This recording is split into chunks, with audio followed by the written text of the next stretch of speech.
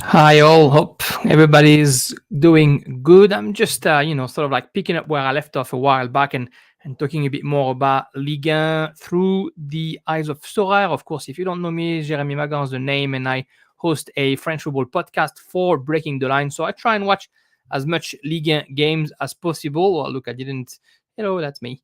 I didn't even hide what I was going to start talking about. Let's jump into it. So this week we're going to look a little bit about what happened in game week 29 in Liga, and we're going to start. Well, we're going to start where it starts with my poor results in that French League amateur competition. It could have been okay. It was killed in the egg because the very first game was Marseille against Montpellier, and those are my two Marseille players, and both of them started on the bench. I didn't know, but Paolo Lopez was sick, so he didn't train all week after the international break, and then didn't play, stayed on the bench, and Ruben Blanco was the keeper, and Chancel Mbemba was left on the bench. Marseille ended up 1-1, and both those players scored, well, close to nothing. It's too bad because after that, Edon Jegrova and Jonathan David did okay for Lille, and Mbappe, without winning against Lyon, I guess, an okay result. If he had been something different for Lopez and Mbemba, who knows? I was 150 points away from Tier 5 limited. Who knows what would have happened if those two had started? What's fun about this week, I have to say it, in Ligue 1 is who won the competition in Sorare, in the French Amateur League, and what players they had. So if you look at the kind of like the top five, look at the first one. It's Yevan Diouf from Stade de Reims, Abdelhamid from Stade de Reims. Obviously, Reims has been great this season, but they've just lost last week to Marseille, and they were traveling to Nantes, so it wasn't a game that was going to be an easy one to win. They won 3-0. Then it's Isaac Touré from Auxerre. It's ballsy to put this guy in when we know how many mistakes he's done, but we'll talk about it a bit later, and he's actually a good defender. Franck Honora from Brest, and Thies Dalinga from Toulouse. And that's a winner there for Bobby 99999, who has a value in his gallery of 0. So good for him to win that one. But it's quite the unorthodox lineup to win the competition. The number 2, the keeper, was Anthony Lopez, who did good against Paris. But again, like you gotta have balls to put him on when he's got Mbappe and Messi in front of him. Isaac Touré as a captain, he scored 100. So look at that great score from Isaac Touré. Remy Cabella, who was, I guess, a bit more rational choice. Aris Belkebla from Brest, and Folarin Balogun. So, Balogun and Cabella I can live with. The other three, well, I mean, good for him. He put them on when it mattered. And then number 3, Diouf again as a keeper. Neto Borges from Clermont, defender and captain, scored 100. Benjamin André from Lille, Alexander Golovin from Monaco, and Grayson Kiei from Clermont. So somebody clearly knew that Clermont was going to win against Ajaccio, which was a fair bet to make, and that get them the podium. I think the last one that I seen that was quite interesting was another Reims fan who had Diouf, Neto Borges, Franck Honora, Steven Mounier, and Reims. So imagine Reims, Clermont, Brest, and Reims. Somebody had their money on the smaller club. The first time that we see a Messi or Mbappe at the top is, well, when Messi on the 5th of that ranking finished with the captain with 96 points, and you had Rongier in there as well, but then Flips and Lukeba and Anthony Lopez giving them the point. So interesting to see that the winners have gone from the smaller team. It's always good when something a bit different happen, and again, it shows that if you play for free, you can still win something without having the best player, even in those amateur league. Speaking of which, I don't know if you guys have caught those 2 interviews of Nicolas Julia this week, but they're actually worth it. One of them in English is with John Nellis podcast on the Sofar Sorare. It's really worth having a listen to. And the other one was in French on the Sorare Dada podcast with Maxime and Erwan there. 2 podcasts that are worth having a listen to, and good information given by Nicolas Julia. Nothing revolutionary, obviously, otherwise you would have heard of it, but sort of like reinforcing what his end goal is, and I guess the one information that kind of was worth it was if a player plays 2 game weeks now, like it happened in the international window, well, the best score of the 2 is going to be the one that matters, kind of like in the NBA, instead of being just the first team where they play. I think it'll matter as well when we get to Christmas time for the EPL, for example. And so little things like this to keep an eye on. But yeah, I think the main important thing was that he was reiterating that he believes in his product, of course, and that is here for the long run. Okay, let's have a look a little bit at those games that happened in the weekend and who scored well and who didn't score well. So we'll start by Paris Saint-Germain against Lyon. It's always interesting to see how Sorare reacts when PSG doesn't win and who scores well anyway. But as you can see, despite the loss, Marquinhos scored 72, Messi scored 63, and then the rest of the team scored a little bit less. And Lyon winning at Paris, which is never easy. Barcola, the goal scorer, with only 60, and then you had Lukeba 75, Diomande at 98, and Lopez at 84. Sorry. So it's obviously it shows that the game wasn't completely dominated by Lyon, which it wasn't. But it shows that when you are able to keep a clean sheet against Paris, where you get rewarded as far as points go. Not real winner of losers really in that one, except that maybe Mbappe is getting a bit cheaper if you do the amateur league because he's only scored 50 there. Another game that I think was interesting as far as scores go is Marseille against Montpellier, who finished with 1-1. On the Montpellier side, Norden, the goal scorer, got 70, and then the other players that we can have, Julien, Silla, Kadri didn't score really well. I think I had spoken about Silla in the past, and is getting a very good second half of the season.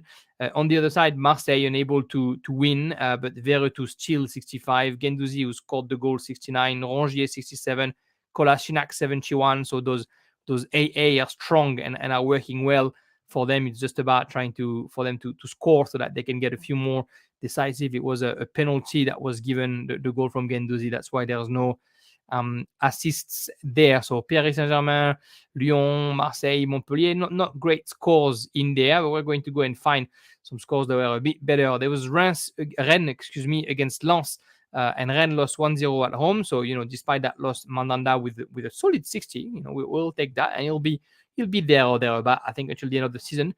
And for Lens, we have a very informed Lois Openda, who scored 15 goals so far. And so he scored a goal again this weekend. And Lens, they have a game against Strasbourg this week, which could be interesting. And then after that, they have a complicated calendar. I think it's Paris and Toulouse and Marseille and Monaco.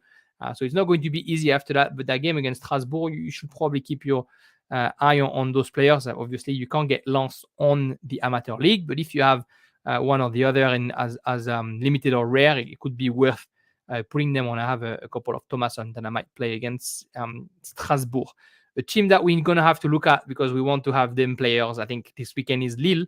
Lille beat Lorient 3-1. I had, two Lille players on my lineup.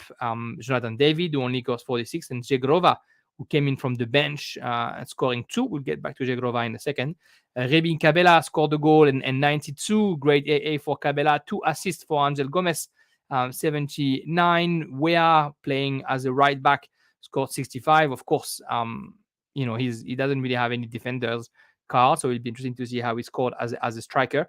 And Alexandro Ribeiro scored 68. So Lille, I think, is a team that you have to look at for this weekend. They're playing against Angers in Angers, so it's away, and Angers did okay actually at home against Nice this week. But I think Lille is probably going to smash Angers, if we're honest, because of the way they play football, and Angers is trying to play a bit better to finish the season, just to get ready for next year, I'm assuming. So they're not parking the bus, they're leaving some space. And I think, Cabela, David, Bamba, who missed the immiscible against Lorient, I think they are the players that you want to have a look at.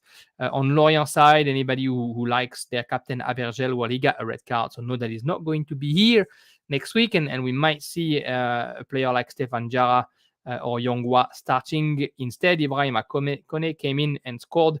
Bemba Dieng isn't doing great since he joined Lorient, so maybe don't put him in the next game. I said that we were going to have a quick look at Edon Zegrova. We'll have a look at it because he's having a good 23 so far. I have a few Zegrova cards because I believed in him when he signed for Lille. And so if you look at his, there you go. Let's look at this the past month and a half or so. So since February.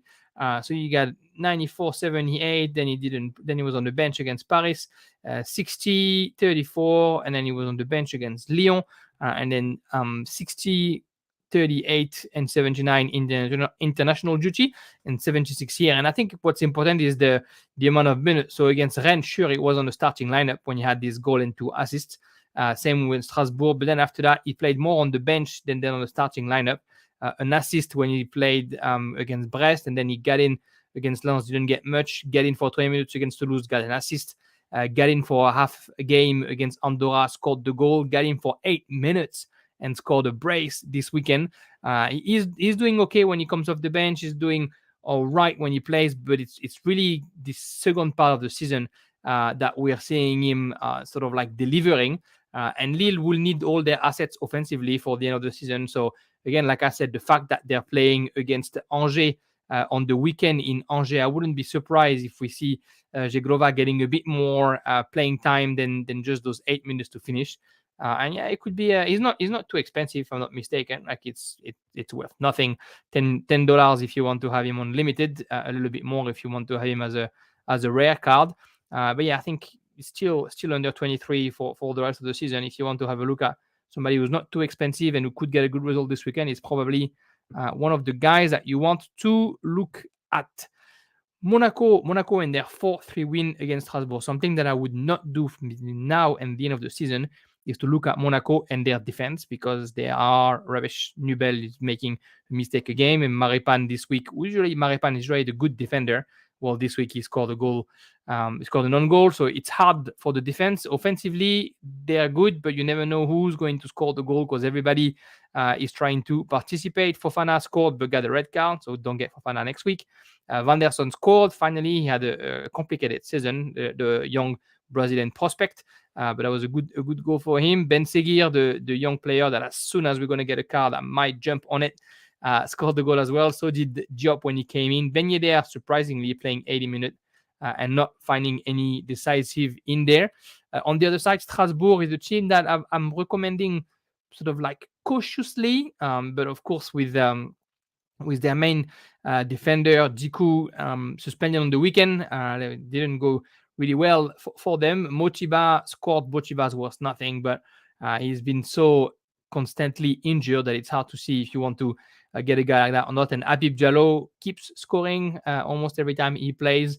Strasbourg is having a tough game at Lens on the weekend, and I expect Lens to win that game, but I wouldn't be surprised if Strasbourg gets a point, so a goal or two somewhere in there. So I wouldn't put it past, getting a guy like Diallo or a guy like Sanson to get a good result for Strasbourg in the coming weekend. If you want players that, I guess Diallo is not going to be cheap, but Sanson is cheap-ish if you look at him on the draft mode. Next up is Auxerre. And so I looked at Auxerre because, of course, they had a 1-0 win against Troyes and the scores that went away with it. But I look at Auxerre because I want to talk about Issaq Touré. There's that injury, and I've tried to get some information, and I couldn't really get anything about what happened and if he's going to be able to play on the weekend. There's Niang, who came in and scored the goal, and the assist from Da Costa, who came in off the bench as well. But yeah, Issaq Touré, if you've never seen him play, he's like 2 meters tall. He's the physique of a basketball player while being a football player. And he's really been, sort of like finding a second life on loan at Auxerre. If you look at his past few results, so he joined he joined in January. So yeah, I get it. And the first game that he played, he loses 5-0. The second game, he gets a red card. So obviously not the ideal style of life under his new team colors. And then after that, slowly but surely, he's shown how important he can be. And you can see the all-around score, 12, then there's a -5, 30, 22, 18, 40, 14, 10, -10 when he gives away, I think it was a penalty against Strasbourg, and then 40 this weekend against Troyes. So, promising. He plays for the French under 23 teams as well, and he was the captain for the under 20. Before that, like I said, it is a mountain and looks like a mountain. And this weekend, Auxerre plays against Ajaccio at Ajaccio, but Ajaccio is not a very good offensive side. So, a guy like Issaq Touré, who will cost you only 41 on your draft, is probably worth looking at if you want to keep your points for other players. He's a pretty good cheap player to get in on the draft. And of course, if you want to get one of his limited, it's only worth $13, but who knows if that's going to go up or down. Let's look at Angers because Angers is playing this weekend, of course, against Lille, and I recommend to get Lille players. So I wanted to show you what Angers has done at home this weekend. Though they were able to see off Nice. 1-1 was the final score. Nice, before we talk about Angers, let's talk about Nice. Mofi scored and Laborde got the assist, so them two had an okay result with that decisive. The other player that's good for Nice is Todibo. Again, I think you can't get Nice players in the draft, if I'm not mistaken. But Todibo, if you want to have a look at this, where do I have it there? With one error leading to goal, still able to get 60. It's 45 all around. He's obviously getting some crazy good results this season with Nice, and we all know that. But yeah, there's only one rare. I think a couple of rare cards that are for sale because he back when he had. I don't even know if it's a Benfica card that's so I think it might be a Barcelona card that's sold. But look at this for this guy 45, 42, 20, 26, 49, 27, 43. He's obviously smashed it in Nice, and let's see if he's going to stay there over the weekend. Anyway, the Angers side, despite conceding, Hutunji got 62, Menji got 50, Bernardoni got 46 because he had a few saves, and Bernardoni, I think, just went in the auction. His limited card went from something like $20 or something like that. I don't think Angers is going to get rid of Bernardoni, and he could be the goalkeeper in second division next year. So in my opinion, it could be a good get for next year and for Ligue 2, Bernardoni, because he went down in Ligue 2 with Saint-Etienne before and he helped them going back up. And I don't think he has the ego of saying I'm going to leave Angers if they go down. So it could be a player to keep an eye on this week. They are playing against Lille. I really have the feeling that they're going to go home with quite a few goals conceded. So I wouldn't really bet on them, but just so you have the option if you want in case they create a surprise. Who knows? It could be their time.